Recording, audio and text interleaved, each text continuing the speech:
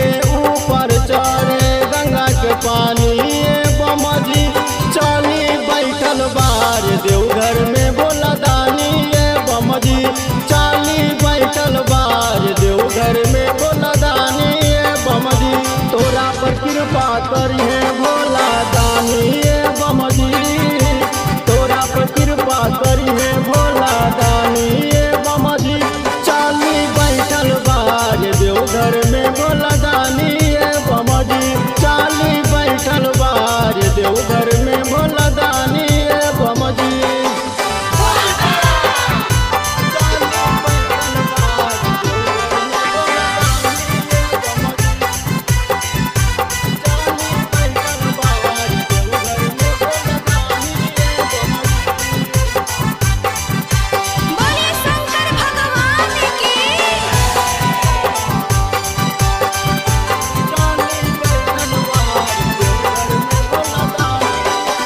राजा भगीरथ जी करे पुकार हो जटवा से छोड़ देले गंगा की धार हो राजा सागर के भैले उधार हो जाने ले बतिया सारा संसार हो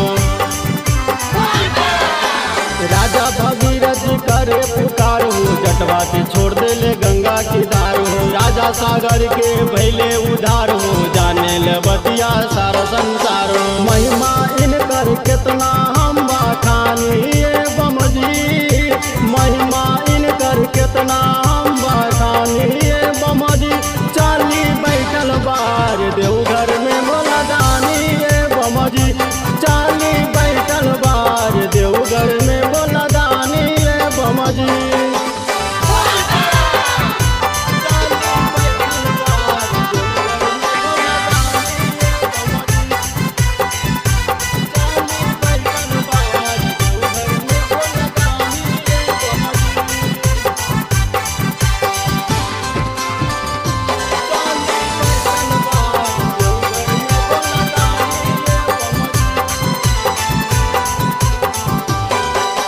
मस्तक विराज इनका मयंकर गलबा में शोभेला नागे भयंकर कहेला इनका बम बम भोला मची रहे खाके भांग के गोला मस्तक विराज इनका मयंकर गलबा में शोभेला नागे भयंकर कहेला इनका बम बम भोला मची रहे खाके भांग के गोला शंभू जैसन केहू नाही दानी बमजी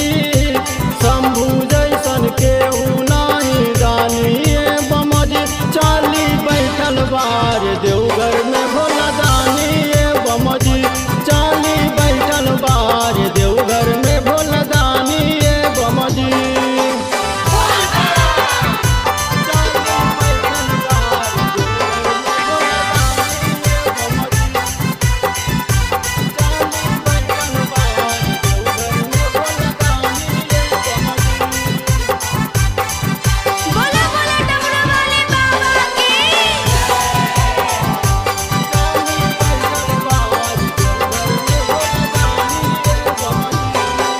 जिसको है अपना कष्ट मिटाना बाबा के जाके जलवा चढ़ाना चंद्रशेखर जी लिख ले बाबा के गाना चंदन जीरा ले बसुर के दीवाना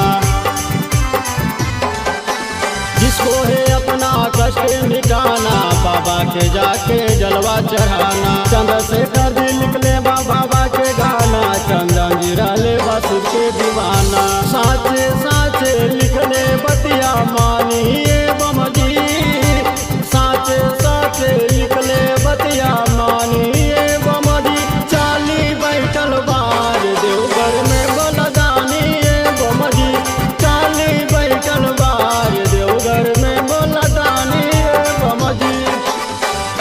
presented by Maghi Films।